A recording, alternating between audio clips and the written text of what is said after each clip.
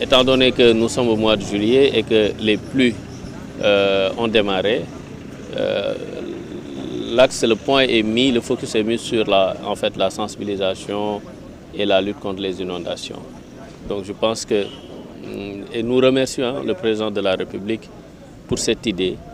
qu'il a eue d'initier de façon mensuelle cette journée-là. Et dans son message hier, il a demandé à ce que chaque personne, chaque citoyen puisse faire de cette journée sa contribution personnelle pour tout ce qui touche le cadre de vie, l'environnement. Et je pense qu'aujourd'hui, il y a lieu de se féliciter de la mobilisation nationale parce que partout sur le territoire national, les Sénégalais, les citoyens sont mobilisés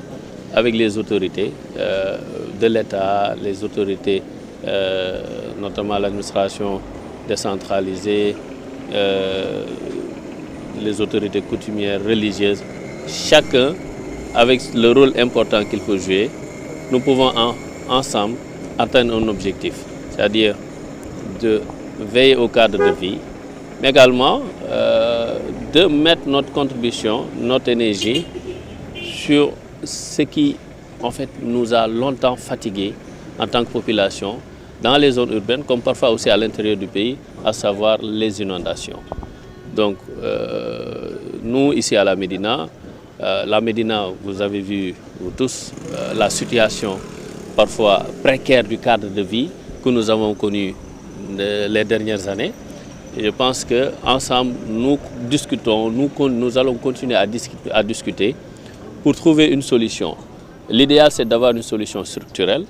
Et j'ai entamé, en tant qu'habitant de la commune, en tant que citoyen, en tant que Doomu Médina, j'ai entrepris quelques démarches pour voir comment on peut faire discuter pour prendre en charge cette problématique du cadre de vie à la Médina qui est vraiment important et qui tient à cœur aux populations de la Médina. Mais aussi essayer de voir comment ensemble avoir un dispositif permanent durant l'hivernage qui fera qu'à chaque fois qu'on aura une rue, un quartier où il y a de l'eau qui stagne sur la voirie, qu'on puisse voir ensemble avec les populations notre manière d'intervenir pour aider et soulager les populations dans ce sens. On le dit souvent, nettoyer c'est bien, mais ne pas salir c'est encore mieux. Le message que vous voulez envoyer à la population, à préserver au moins, parce qu'après nettoyage aussi, si demain aussi les gens reviennent sur ces actes-là, ça ne servira pas à grand-chose. Effectivement, et d'ailleurs, c'est ce qui peut nous aider à épargner beaucoup de ressources, beaucoup de moyens, beaucoup d'énergie que nous déployons quand il s'agit de nettoyer. Je pense que, et comme on dit, la meilleure manière de guérir un problème, une situation, c'est d'aller vers la prévention. C'est valable aussi bien pour la santé que tout ce que nous faisons pour qui touche l'environnement, le cadre de vie. Et en ce sens, nous renouvelons notre message à l'endroit des populations qu'ils veillent au cadre de vie, qu'ils veillent à ne pas encombrer ou surcharger leur cadre de vie de sorte que cela puisse créer des inconforts pour les populations. Et souvent, ce sont ces inconforts-là qui sont la source d'autres problématiques de santé. Donc le cadre de vie, c'est quelque chose qui a plusieurs ramifications. Donc nous renouvelons ce message à l'endroit des populations. Ce n'est pas quelque chose qui va se faire du jour au lendemain, mais avec l'appui des autorités coutumières, religieuses, avec toutes les composantes de la nation, si chacun y met du sien, en faisant du cadre public un cadre personnel privé, en prenant en compte les autres en termes de dispositifs, je pense que nous pouvons réduire, pour ne pas dire aller vers un statut zéro de tous ces problèmes-là. Donc nous allons continuer dans ce sens à sensibiliser et nous invitons aussi, vous en tant qu'acteurs des médias, à vraiment nous appuyer en tant qu'autorité étatique, en tant que citoyens, à vulgariser ces messages-là à l'endroit des populations. Voilà,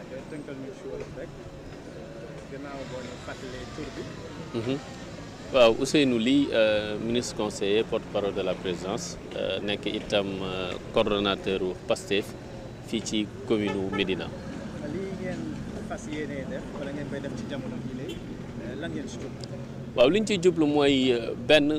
wuyu woote bi nga xam ni son excellence monsieur le président de la république Bassirou Diomaye Faye woote na ko ndax ay weer ci ginnaaw waxoon na ni yéeneem mbébétam mooy fexe ba lépp lu ñuy def Sénégal set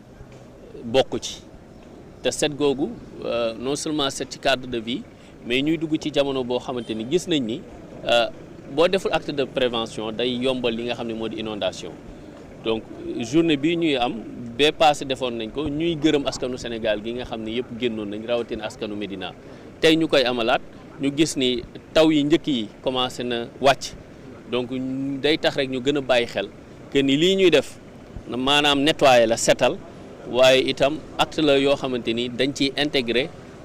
dispositif wala taxawaay boo xamante ni day tax xeex inondation yomb donc ñuy gërëm président ci xalaatam ci gis-gisam bi nga xam ne am na ko te di ko wax ni keroog ba mu ko wootee gis nañ askanu Sénégal gépp génn te loolu mooy li nga xam ne moo mën a saafara ay jafe-jafe yi ñu am ndax xëy na dañuy wax état moo amee yor ñëpp wala yor lépp askan wi waaye am na loo xamante ni su ci askan wi lëkkaloog état dina bëri jafe-jafe yoo xamante ni dina saafarawu te lii ci la bokk ndax inondation am na ñu ko dénk ñu koy saytu waaye ñi nga xam ne ñoo dëkkee ci gox yi dëkk ci kër yi ñoom ñi nga xam ne ñooy subir inondation yi ba ci ñun ñi ndax ñun tamit léeg-léeg ñu dëkk donte ni mën nañ doon ay autorité mais léeg-léeg ñu dëkk ci gox yoo xam te ni tamit ndox mi daf ñuy sonal donc ñun ñëpp ñu ànd jug joxante loxo pour xeex ko pour que suñu cadre de vie mën a ñoŋ set sell rafet mais itam nawet gii ñuy dugg ñu ngi xalaat ñu ngi waxtaan di am ay xalaat seet nan la ñu mën a def fii ci Médina pour am dispositif boo xamante ni ak ñi nga xam ne war nañ ci mën a jàpp ñëpp ñu am benn dispositif boo xamante ni koñ wala secteur yi nga xam ne daanaka dafay amee ndox bu ndox mi wàccee foofu tag fa ñu am taxawaay boo xamante ni dina mën a soulager yombal askan wi ba ndox moomu war a mën a dem. askan boobu lan moo war a nekk seen taxawaay gannaaw ba ñu setalee naka lañ mën a def ba mën a aar li nga xamante ni setal nañ. waaw loolu dafa am li nga xam ne mooy jiitu bañ naan jàngoro doo xaar ba mu agsi nga jóg di ko saafara jug waaj am taxawaay boo xamante ni li ñuy tuddee prévention day tax jàngoro du war a mën a agsi boo demee ci wérgu yaram prévention daf ci am solo te dañuy wax sax ci ñuy jàngale que ni prévention boo ñëwee ci action curative li ngay dépenser ci ressources ak moyens xëy na bu prévention doxee amaana ressources yooyu di nga ko dina mën a dem feneen donc li def mooy yeesal kàddu sensibilisation ñaax askan wi askanu Sénégal rawatina askanu Médina te ñun ñëpp gis nañ Médina ni mu mel Médina cadre de vie ñi koy nit ñi di jàmbatee ci at yii ñu génn ba ci fii ñu toll nii ci wàllu taleeg hygiène ak yu ni mel donc ñor na askanu Médina donc ñun lu ñu ñor lañu en tant que doomu Médina waaye ñuy ànd rek di ñaax que ni lu waay mën a fexe ci satal nga def ko jël li nga xam ne moo di espace public nga def ko sa yëfu bopp saytu ko comme si yow su fekkoon ni lii yaa ko moom sa alal la yaakaar naa ku ci nekk su ko defee ca fa mu ne ak ca fa mu dëkk bu ñu dajalee dina mën a yombal liggéey bu bari ndax souvent am na loo xamante ni xaar ba mu agsi nga jug di ci taxaw wala di ko xeex fexe mu bañ a agsi daanaka yaan mooy yombal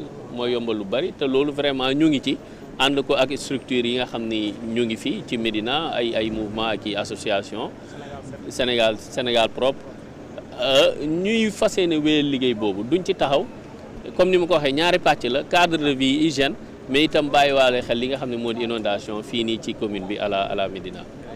merci beaucoup. léegi dinañ mën a simuler benn acte nga yor benn kii boobu waaw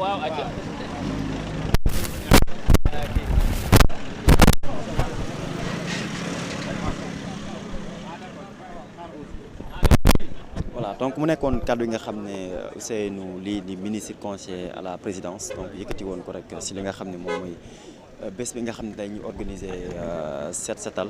donc si Sénégal rawatina nag si quartier Médina bi nga xam ne foofu la nekk ndaw ñi tamit génn.